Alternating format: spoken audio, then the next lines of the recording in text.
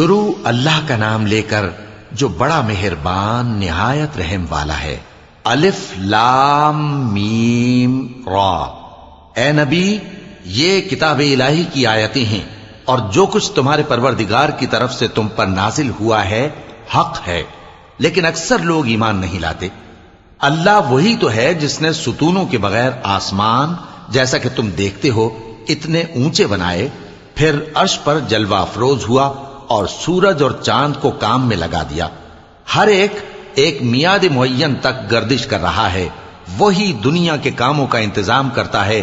اس طرح وہ اپنی آیتیں کھول کھول کر بیان کرتا ہے کہ تم اپنے پروردگار کے روبرو جانے کا یقین کرو۔ اور وہی ہے جس نے زمین کو پھیلایا اور اس میں پہاڑ اور دریا پیدا کیے اور ہر طرح کے میووں کی دو دو قسمیں بنائیں۔ وہی رات کو دن کا لباس پہناتا ہے۔ غور کرنے والوں کے لیے اس میں بہت سی نشانیاں ہیں۔ اور زمین میں کئی طرح کے قطعات ہیں ایک دوسرے سے ملے ہوئے، اور انگور کے باغ اور کھیتی اور کھجور کے درخت۔ بعض کی بہت سی شاخیں ہیں اور بعض کی اتنی نہیں ہوتی، باوجود کہ پانی سب کو ایک ہی ملتا ہے۔ اور ہم بعض میووں کو بعض پر لذت میں فضیلت دیتی ہیں، اور اس میں سمجھنے والوں کے لیے بہت سی نشانیاں ہیں۔ اگر تم عجیب بات سننی چاہو تو کافروں کا یہ کہنا عجیب ہے کہ جب ہم مر کر مٹی ہو جائیں گے تو کیا از سر نو پیدا ہوں گے؟ یہی لوگ ہیں جو اپنے پروردگار سے منکر ہوئے ہیں، اور یہی ہیں جن کی گردنوں میں طوق ہوں گے، اور یہی اہل دوزخ ہیں کہ ہمیشہ اس میں جلتے رہیں گے۔ اور یہ لوگ بھلائی سے پہلے تم سے برائی جلدی سے مانگتے ہیں، یعنی طالب عذاب ہیں، حالانکہ ان سے پہلے عذاب واقع ہو چکے ہیں۔ اور تمہارا پروردگار لوگوں کو باوجود ان کی بے انصافیوں کے معاف کرنے والا ہے، اور بے شک تمہارا پروردگار سخت عذاب دینے والا ہے۔ اور کافر لوگ کہتے ہیں کہ اس پیغمبر پر اس کے پروردگار کی طرف سے کوئی نشانی کیوں نازل نہیں ہوئی؟ اے نبی، تم تو صرف خبردار کرنے والے ہو اور ہر ایک قوم کے لیے رہنما ہوا کرتا ہے۔ اللہ ہی اس بچے سے واقف ہے جو عورت کے پیٹ میں ہوتا ہے، اور وہی پیٹ کے سکڑنے اور بڑھنے سے بھی واقف ہے، اور ہر چیز کا اس کے ہاں ایک اندازہ مقرر ہے۔ وہ چھپی اور ظاہر چیزوں کا جاننے والا ہے، سب سے بزرگ ہے، عالی رتبہ ہے۔ کوئی تم میں سے چپکے سے بات کہے یا پکار کر، یا رات کو کہیں چھپ جائے یا دن کی روشنی میں کھلم کھلا چلے پھرے، اللہ کے نزدیک برابر ہے۔ اس کے آگے اور پیچھے اللہ کے چوکیدار ہیں جو اللہ کے حکم سے اس کی نگرانی کرتے ہیں۔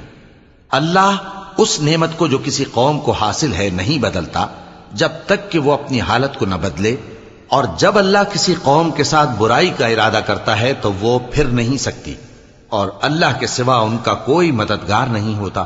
وہی تو ہے جو تم کو ڈرانے اور امید دلانے کے لیے بجلی دکھاتا اور بھاری بھاری بادل پیدا کرتا ہے، اور رعد اور فرشتے سب اس کے خوف سے اس کی تسبیح و تحمید کرتے رہتے ہیں۔ اور وہی بجلیاں بھیجتا ہے، پھر جس پر چاہتا ہے گرا بھی دیتا ہے، جبکہ وہ اللہ کے بارے میں جھگڑتے ہیں، اور وہ بڑی قوت والا ہے۔ کام کا پکارنا تو اسی کا ہے، اور جن کو یہ لوگ اس کے سوا پکارتے ہیں وہ ان کی پکار کو کسی طرح قبول نہیں کرتے، مگر اس شخص کی طرح جو اپنے دونوں ہاتھ پانی کی طرف پھیلا دے تاکہ دور ہی سے اس کے منہ تک آ پہنچے، حالانکہ وہ اس تک کبھی بھی نہیں آ سکتا۔ اور اسی طرح کافروں کی پکار بیکار ہے۔ اور جتنی مخلوقات آسمانوں اور زمین میں ہے، خوشی سے یا ناخوشی سے اللہ کے آگے سجدہ کرتی ہے، اور ان کے سائے بھی صبح و شام سجدے کرتے ہیں۔ چونکہ آیت سجدہ تلاوت کی گئی ہے، لہذا سامعین پر سجدہ واجب ہے۔ ان سے پوچھو کہ آسمانوں اور زمین کا پروردگار کون ہے؟ تم ہی کہہ دو کہ اللہ۔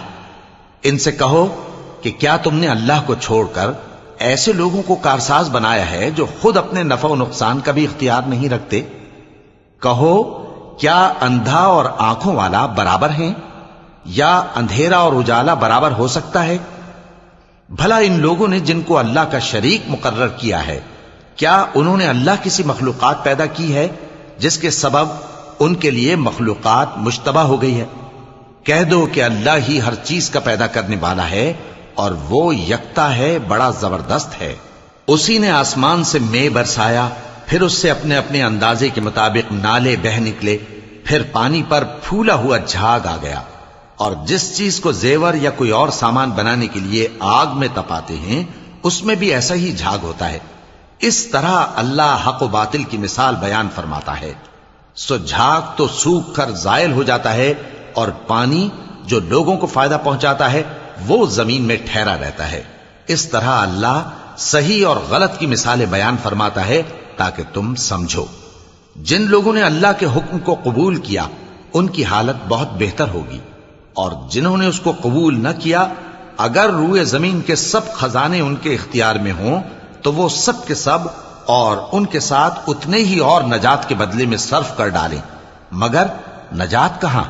ایسے لوگوں کا حساب بھی برا ہوگا اور ان کا ٹھکانہ بھی دوزخ ہے، اور وہ بری جگہ ہے۔ بھلا جو شخص یہ جانتا ہے کہ جو کچھ تمہارے پروردگار کی طرف سے تم پر نازل ہوا ہے حق ہے، وہ اس شخص کی طرح ہے جو اندھا ہے، اور سمجھتے تو وہی ہیں جو عقل مند ہیں، جو اللہ کے عہد کو پورا کرتے ہیں اور قول و قرار کو نہیں توڑتے، اور جن رشتوں کے جوڑے رکھنے کا اللہ نے حکم دیا ان کو جوڑے رکھتے، اور اپنے پروردگار سے ڈرتے رہتے اور برے حساب سے خوف رکھتے ہیں، اور جو اپنے پروردگار کی خوشنودی حاصل کرنے کے لیے مصائب پر صبر کرتے ہیں اور نماز پڑھتے ہیں، اور جو مال ہم نے ان کو دیا ہے اس میں سے پوشیدہ اور ظاہر خرچ کرتے ہیں اور نیکی سے برائی کو دور کرتے ہیں، یہی لوگ ہیں جن کے لیے عاقبت کا گھر ہے، یعنی ہمیشہ رہنے کے باغات جن میں وہ داخل ہوں گے، اور ان کے باپ دادوں اور بیویوں اور اولاد میں سے جو نیکوکار ہوں گے وہ بھی بہشت میں جائیں گے، اور فرشتے بہشت کے ہر ایک دروازے سے ان کے پاس آئیں گے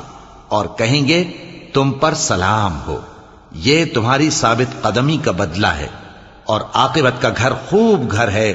اور جو لوگ اللہ سے پختہ عہد کر کے اس کو توڑ ڈالتے اور جن رشتوں کے جوڑے رکھنے کا اللہ نے حکم دیا ہے ان کو قطع کر دیتے اور ملک میں فساد کرتے ہیں، ایسوں پر لعنت ہے اور ان کے لیے برا انجام ہے۔ اللہ جس کا چاہتا ہے رزق فراخ کر دیتا ہے اور جس کا چاہتا ہے تنگ کر دیتا ہے، اور کافر لوگ دنیا کی زندگی پر خوش ہو رہے ہیں، اور دنیا کی زندگی آخرت کے مقابلے میں بہت تھوڑا سامان ہے۔ اور کافر کہتے ہیں کہ اس پیغمبر پر اس کے پروردگار کی طرف سے کوئی نشانی کیوں نازل نہیں ہوئی؟ کہہ دو کہ اللہ جسے چاہتا ہے گمراہ کرتا ہے، اور جو اس کی طرف رجوع ہوتا ہے اس کو اپنی طرف کا رستہ دکھاتا ہے، یعنی ان کو جو ایمان لاتے اور جن کے دل اللہ کی یاد سے آرام پاتے ہیں ان کو۔ اور سن رکھو کہ اللہ کی یاد سے ہی دل آرام پاتے ہیں۔ جو لوگ ایمان لائے اور عمل نیک کیے ان کے لیے خوشحالی اور عمدہ ٹھکانہ ہے۔ جس طرح ہم پہلے پیغمبر بھیجتے رہے ہیں اسی طرح اے نبی ہم نے تم کو اس امت میں جس سے پہلے بہت سی امتیں گزر چکی ہیں بھیجا ہے، تاکہ تم ان کو وہ کتاب جو ہم نے تمہاری طرف بھیجی ہے پڑھ کر سنا دو۔ اور یہ لوگ رحمان کو نہیں مانتے۔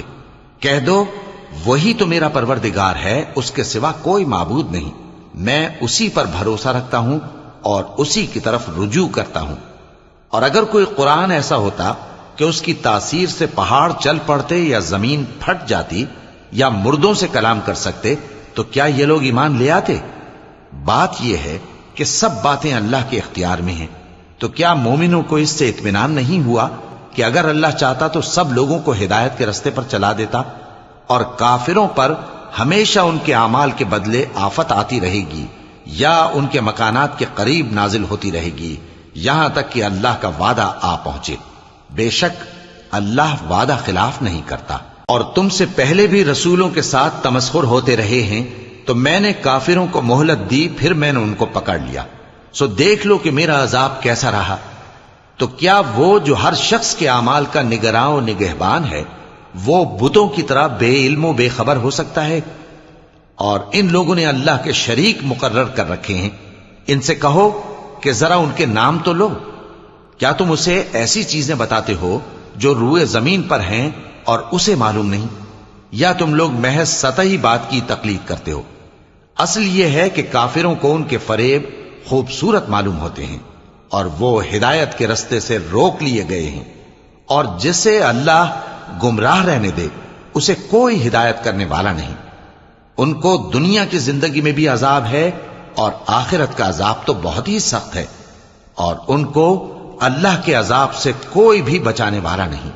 جس جنت کا پرہیزگاروں سے وعدہ کیا گیا ہے اس کی شان یہ ہے کہ اس کے نیچے نہریں بہہ رہی ہیں، اس کے پھل ہمیشہ باقی رہنے والے ہیں اور اس کے سائے بھی۔ یہ ان لوگوں کا انجام ہے جو متقی ہیں، اور کافروں کا انجام دوزخ ہے۔ اور جن لوگوں کو ہم نے کتاب دی ہے وہ اس کتاب سے جو تم پر نازل ہوئی ہے خوش ہوتی ہیں، اور بعض فرقے اس کی بعض باتیں نہیں بھی مانتے۔ کہہ دو کہ مجھ کو یہی حکم ہوا ہے کہ اللہ ہی کی عبادت کروں اور اس کے ساتھ کسی کو شریک نہ بناؤں۔ میں اسی کی طرف بلاتا ہوں اور اسی کی طرف مجھے لوٹنا ہے۔ اور اسی طرح ہم نے اس قرآن کو عربی زبان کا فرمان بنا کر نازل کیا ہے، اور اگر تم علم آ جانے کے بعد ان لوگوں کی خواہشوں کے پیچھے چلو گے تو اللہ کے سامنے کوئی نہ تمہارا مددگار ہوگا اور نہ کوئی بچانے والا۔ اور اے نبی، ہم نے تم سے پہلے بھی پیغمبر بھیجے تھے اور ان کو بیویاں اور اولاد بھی دی تھیں، اور کسی پیغمبر کے اختیار کی بات نہ تھی کہ اللہ کے حکم کے بغیر کوئی نشانی لے آتا۔ ہر حکم قضا کتاب میں لکھا ہوا ہے۔ اللہ جس چیز کو چاہتا ہے مٹا دیتا ہے اور جس کو چاہتا ہے باقی رکھتا ہے، اور اسی کے پاس اصل کتاب ہے۔ اور اگر ہم کوئی عذاب جس کا ان لوگوں سے وعدہ کرتے ہیں تمہیں دکھائیں، یعنی تمہارے روبرو ان پر نازل کریں، یا تمہاری مدت حیات پوری کر دیں، یعنی تمہارے انتقال کے بعد عذاب بھیجیں، تو تمہارا کام ہمارے احکام کا پہنچا دینا ہے اور ہمارا کام حساب لینا ہے۔ کیا انہوں نے نہیں دیکھا کہ ہم زمین کو اس کے کناروں سے گھٹاتے چلے آ رہے ہیں؟ اور اللہ جیسا چاہتا ہے حکم کرتا ہے، کوئی اس کے حکم کا رد کرنے والا نہیں، اور وہ جلد حساب لینے والا ہے۔ جو لوگ ان سے پہلے تھے وہ بھی بہتیری تدبیریں کرتے رہے ہیں، سو تدبیر تو سب اللہ ہی کی ہوتی ہے۔ ہر شخص جو کچھ کر رہا ہے اللہ اسے جانتا ہے، اور کافر جلد معلوم کر لیں گے کہ آخرت میں اچھا انجام کس کے لیے ہوتا ہے۔ اور کافر لوگ کہتے ہیں کہ تم پیغمبر نہیں ہو۔ کہہ دو کہ میرے اور تمہارے درمیان اللہ اور وہ شخص جس کے پاس کتاب آسمانی کا علم ہے بطور گواہ کافی ہے۔